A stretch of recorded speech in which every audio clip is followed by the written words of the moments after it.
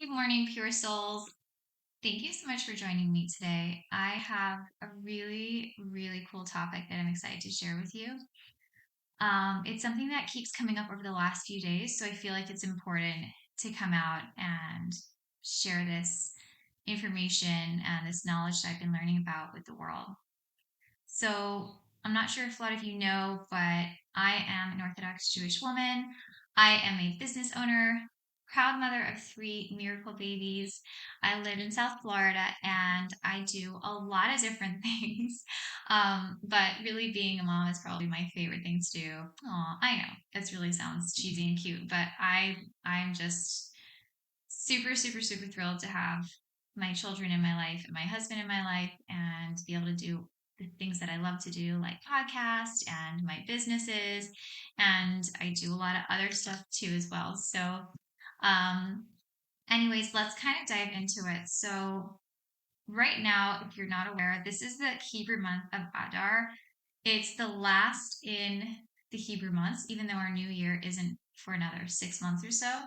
But it's also the beginning of the springtime, and there's just so much like renewal and excitement going on. So I never really connected so much to the Jewish months. I never really found them to be like importance or any significance other than if they had a holiday or not. And this last year, I've been doing a lot of learning and kind of it's just been coming up in different podcasts and classes I've been going to the different significance of each month.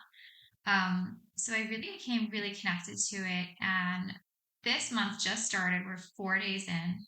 And this is not like some heavy Torah class or anything. So bear with me because that's kind of not my speed. My speed is to share things that are important to me and that I know are important to other people and just my kind of own take on it.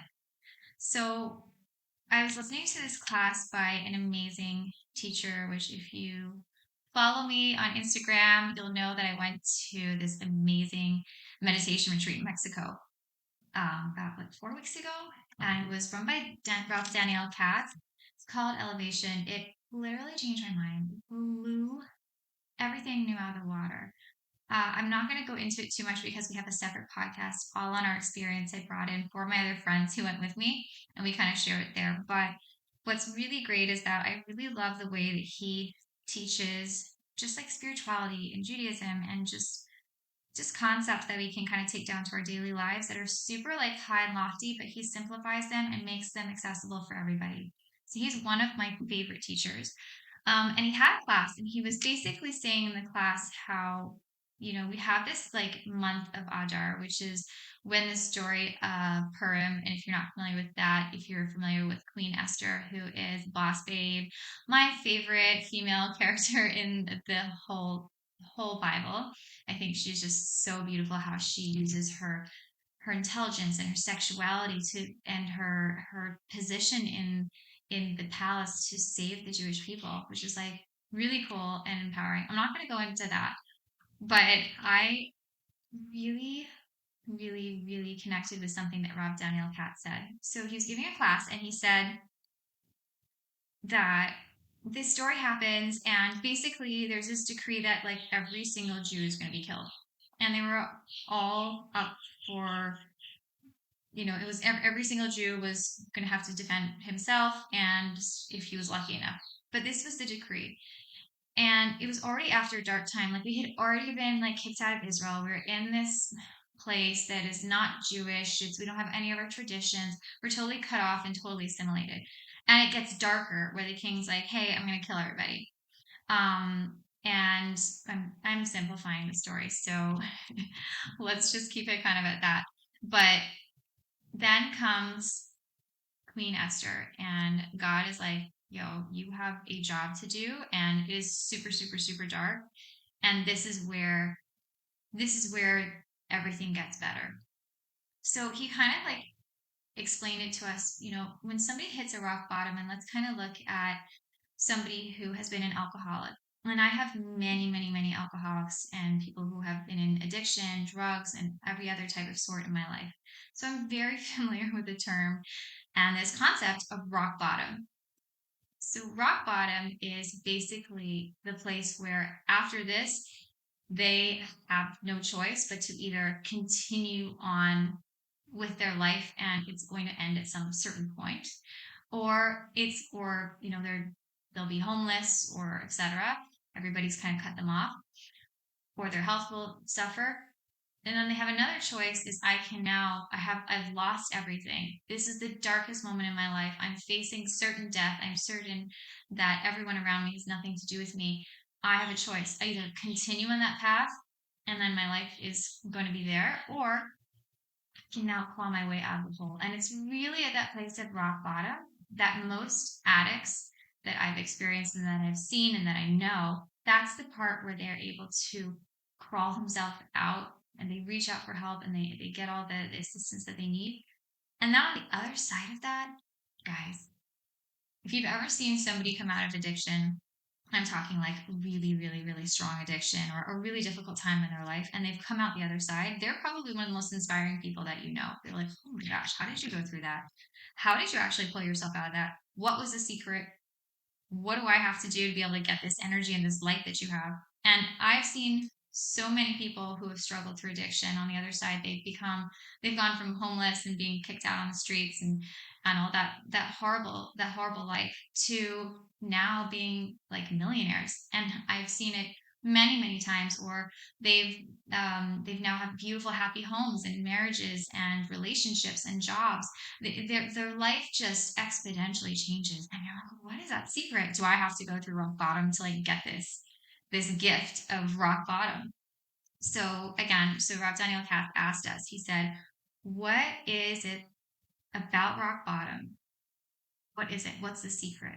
What is that secret that is the place where everything turns? That's where the story changes. That's where the hero exits the dark forest. What is the secret? And the secret he came down to, and he said it's one word, and it really, really, really surprised me. He said that one word is desire. In the rehab world, you might hear them say it's your why. How big is your why? But spiritually, or just in general, if you were to able to implement this into your own lives, when you hit rock bottom, we're faced with the desire. I don't want this anymore. I want to get out of this problem. I need to. And usually before that, we're lazy and we're complacent and we're like, okay, things are going bad or things are this, or even like in relationship, we're stopping going on date nights, or, we're not talking. And it's not until things get really bad and there's like a really, really, really dark moment that someone wakes up and someone's like, no, I don't want this anymore. No, I have to change. Things have to change. Everything has to change. And what's cool is this is a gift that like God gives every single person. So specifically in this story, he made the Jews have a desire to be like, we now need God. They weren't praying. They weren't talking to him. They weren't doing anything. They were barely knew that they were Jewish. They had no connection to their religion. And it wasn't until somebody said, we're going to kill you all. They were like, oh my God, wait, hold on. God, you need us. We need you. You need us. We need you. Please help us. And that was the moment where that salvation came from and that big light came. And God was like, yes, now I can make a miracle for you. I can't do anything without knowing how much you want it. And I need to be able to almost pull the proverbial rug out from your feet. I need to push you against the wall. It needs to be so dark, like that moment right before birth where there's contraction pains. And he needs to get that so that we are able to birth this new part of us. That part of us gets to come out, but it can't without that extreme pain. And that is a hard concept, I feel like, for me. And I remember hearing one of the people they said, so why don't I just put myself in rock bottom so that things get better? Why don't I do that? Why don't I just do that so that awakens my consciousness? And there's a trick. It doesn't work when you do it to yourself, because that's not rock bottom. Rock bottom isn't being like, I'm going to take all the drugs in the world, or I'm going to go speed as fast as I can. That's and to like a speeding ticket. No, God creates it because he needs to create this internal consciousness. He needs to wake us the freak up. He's like, wake up. I need you awake. I can't help you if you're not going to be awake. Like, I have a really hard time sometimes in the morning getting my kids ready for school. And I'm not sure if anyone else has this. I'm probably the only mom in the entire world. But I have to get them dressed, and like they're moping around and they're half asleep, and I pick them out of bed and then they fall down on the floor and they're lying down the floor and they take a blanket and they cuddle on the floor and they're like, I can't move. And I'm like, I need you to wake up. I can't get you to school until you're physically standing. I can't do that. I need your assistance. So we'll put on loud music or tickle them or do something to wake up their consciousness. And then they're awake and then they're having breakfast and then we can get in the car. I cannot take a sleeping kid into the car and drop them off at school. It will not work. So God needs to awaken our consciousness. Now, I think the scariest thing is, for me at least, I'm like, hold on one second. I don't want to come to God through desperation.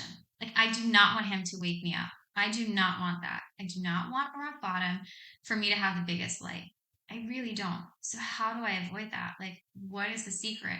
How do I get out of that?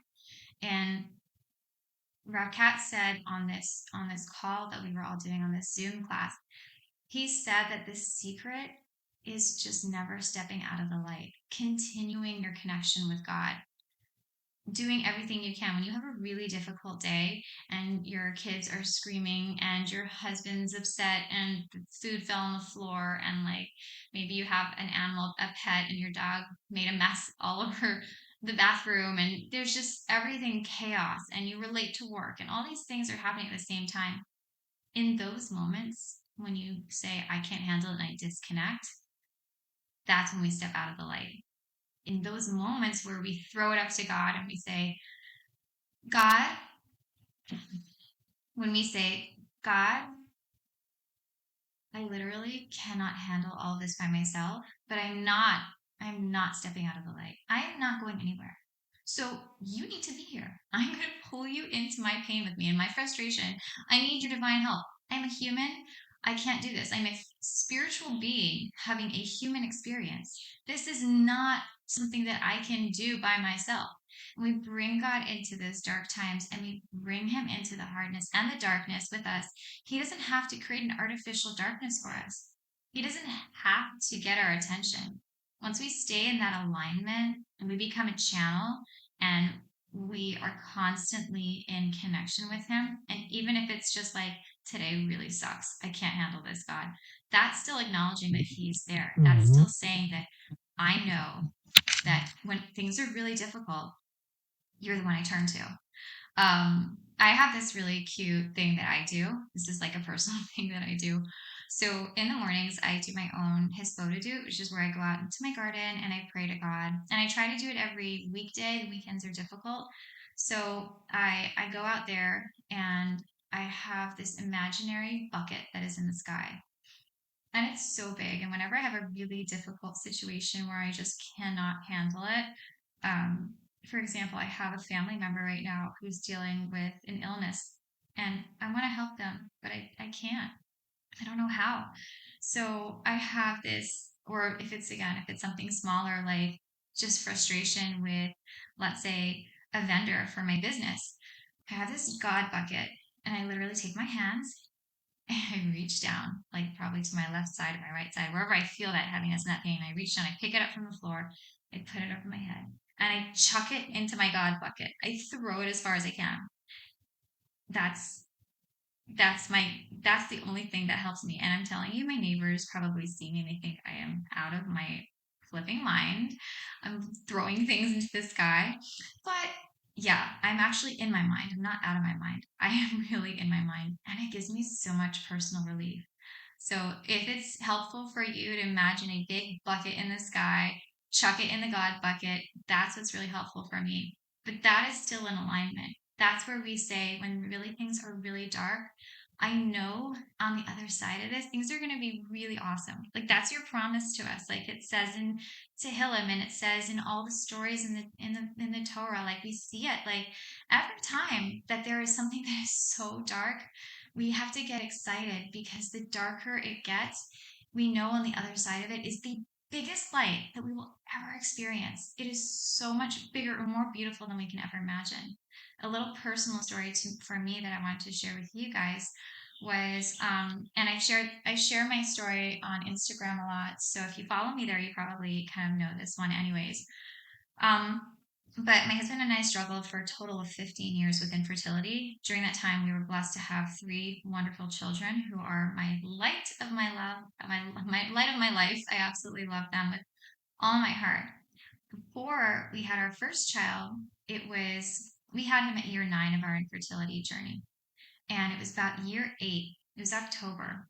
And we had tried IVF and it failed. And we tried IUI and we tried everything. And we did this test and that test. And I had this procedure and that one. And everything was just so dark. And we had at that point no finances to be able to do another round of IVF.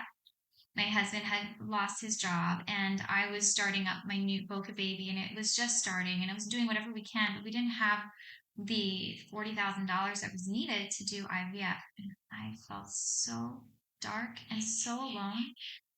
And I remember for the first time in 9 years, I saw myself as never, ever, ever having been given birth, never being able to be a mother. And I try not to go to that space again because it was so sad. It was the first time in my life where I gave up hope. I never gave up hope. I was always so confident and I always knew God was going to take care of me. But there was this one point after so much darkness and the abyss was staring at me that I just said, I don't know if I'll ever be a mother. And I saw, I was like, it'll never happen for me. I imagined that. I saw that abyss and that's what I saw in the abyss. That's what I looked into the darkness and I saw there's perpetual darkness for the rest of my life. This is ongoing. It never ends. But it really was not an abyss. What it was the end of the dark forest. Rebbe Nachman has this wonderful analogy where he says that no story starts in the dark forest and no story ends in the dark forest. The dark forest is where the hero has his transformative journey, where he finds himself, where he loses himself. That's not where the story ends or where the story begins. That's just the middle of it. And when it gets really dark, that's when he's just about to exit. That's when he is about to receive the biggest light.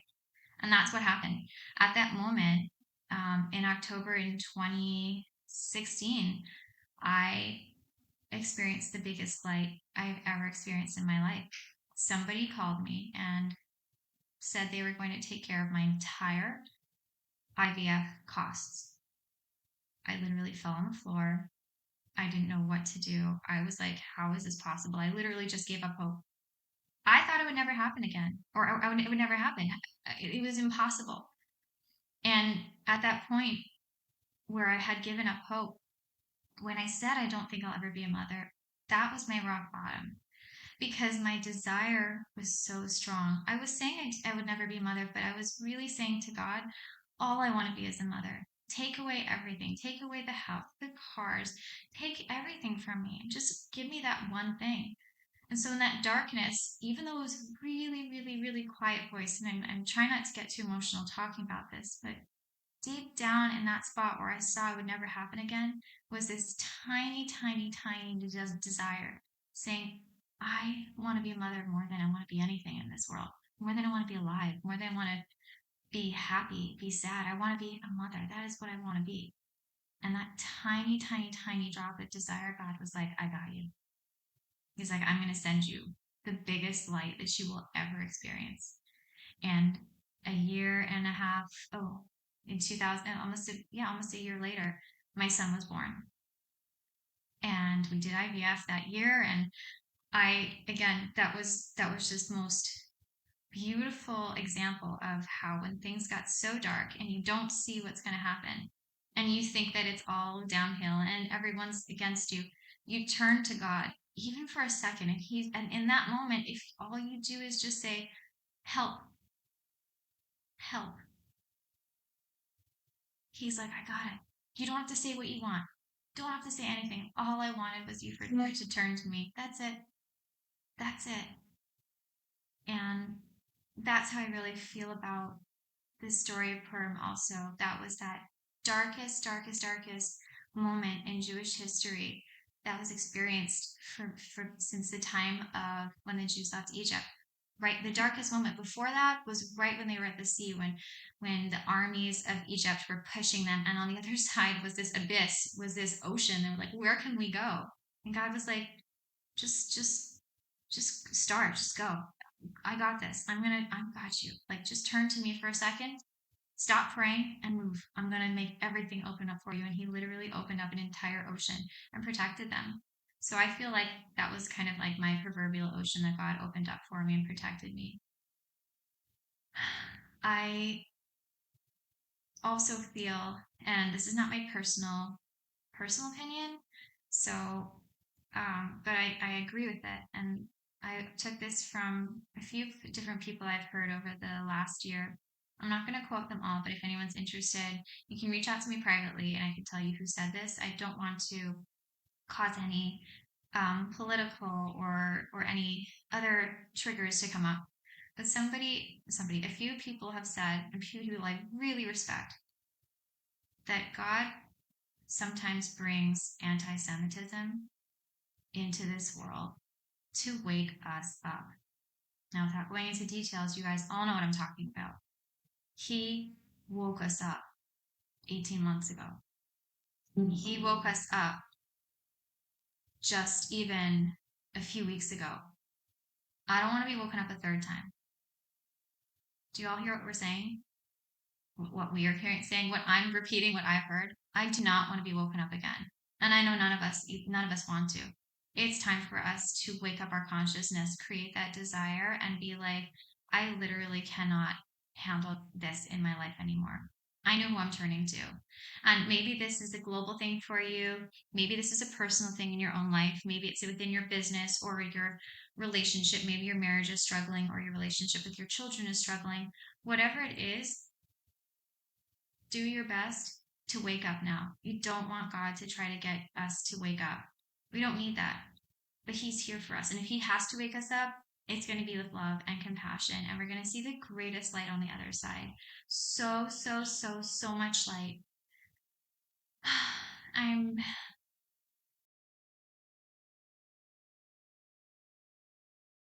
be able to share this with you today. It's not something that I'm going to be typically sharing on my podcast, but I felt like it was important for me to express this. I've been hearing so much of it over the last few days, and I really wanted to share that with you. So I hope this was insightful for you. I hope somebody found some meaning in this, and I really pray that whatever darkness it is that you're experiencing and that you're going through right now, that very soon you will see the light on the other side and it will blow you away. It will be so big and so great that you won't even know how to express yourself other than going into complete gratitude.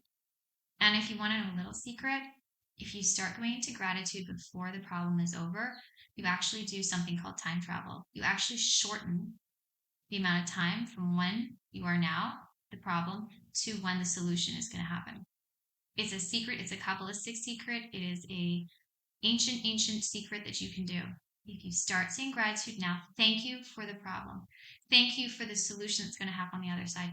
Thank you for protecting me. Thank you for leading me all through this. Thank you. I don't even know why I'm saying thank you, but I'm so grateful. Thank you. You can put your headset and your mindset into that. You will literally time travel. You will shift timelines. You will jump to the front of the queue. You're next. You don't have to wait for the next 20 people in line. You literally skipped and jumped to the top. So I hope that each of you are able to go into gratitude and excited for this new light that's going to come on the other side and that you see it soon. Thank you all for joining my podcast today. Have a wonderful day.